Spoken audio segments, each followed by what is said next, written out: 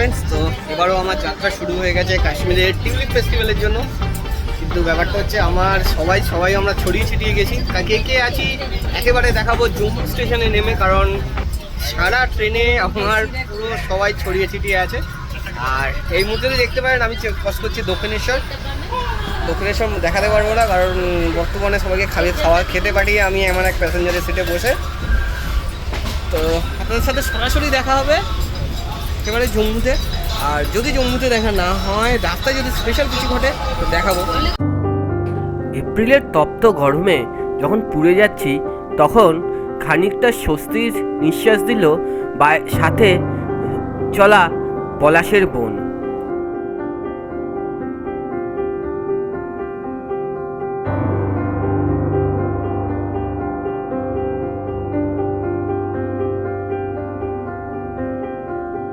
ভারতীয় রেলের বিহারে অনিয়ন্ত্রিত প্যাসেঞ্জারের ঠেলায় স্লিপার কোচ যেন হয়ে উঠেছিল জেনারেল। টানা দুদিন প্রায় নিজের সিট আগলাতে উদ্বাস্তুর মতো এসে পৌঁছালাম জম্মু তাওয়াই স্টেশনে।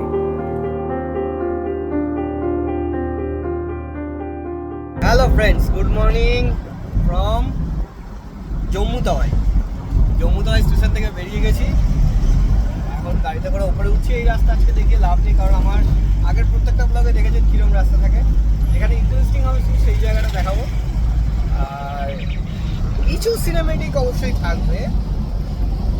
আর এই যে পেছনে নতুন ব্লগার হানিমুন কাপেল আমার দুদিকে, কিন্তু ব্যাপারটা হচ্ছে দুজন দুদিকে বসেছে কেন বুঝতে পারছি না। দুজন কথা ফ্রেমে আনা যাচ্ছে না, দুজন দুদিকে বসে।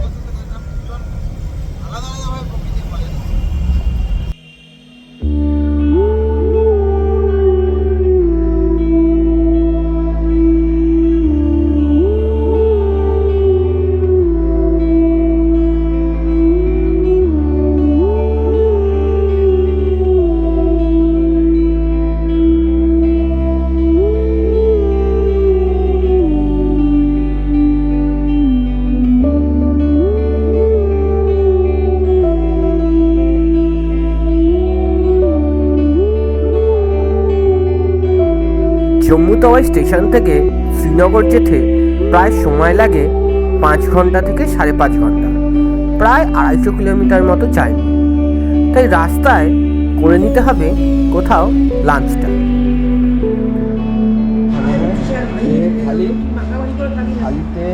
থালিতে এরকম দুটো পরোটা দিয়েছে, এরকম রুটি দিয়েছে, ও রুটি তুলে দিল, অসাধারণ। এটা কি মাছ? চানা? এটা না, এটা রাজমা আর দেশি ঘি মাখানো রুটি। আমি নিয়েছি রাজমা চাউল, ওই আসছে অলরেডি একবার খেয়ে খেতে অসাধারণ। আর আমরা নর্মাল, আমাকে ভুক্ত বলছে, আমরা নর্মাল বাঙালি এবার হানিমুন কাপেল। শুধু ট্রেনে থেকে এখন মতো ঝগড়া চলছে, ঝগড়াই বেশ করে না না সফরে আমরা টায়ার্ড। 2.5 দিনের ট্রেনের জেলও ভালো, ওর থেকে জেলও ভালো ট্রেনের থেকে। খুব বাজে ট্রেন, এক্সপিরিয়েন্স খুব। জাট এক্সপ্রেসের এক্সপিরিয়েন্স খুবই খারাপ, খুব বাজে।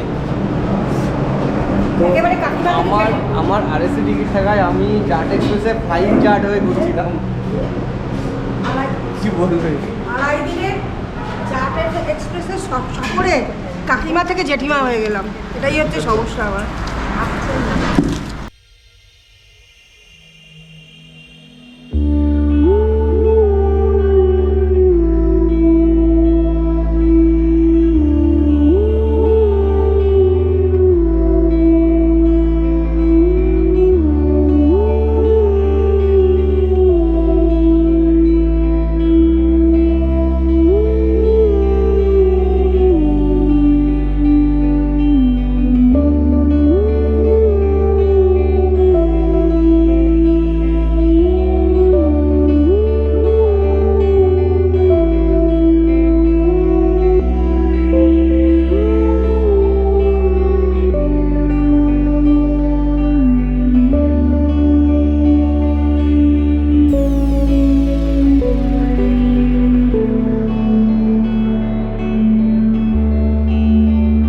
বানিহাল টানেল ক্রস করে কাশ্মীর ভ্যালিতে ঢুকতেই আমাদের আশপাশের দৃশ্য, বরফে মোড়া এক নৈসর্গিক দৃশ্য আমাদের উপহার দিল।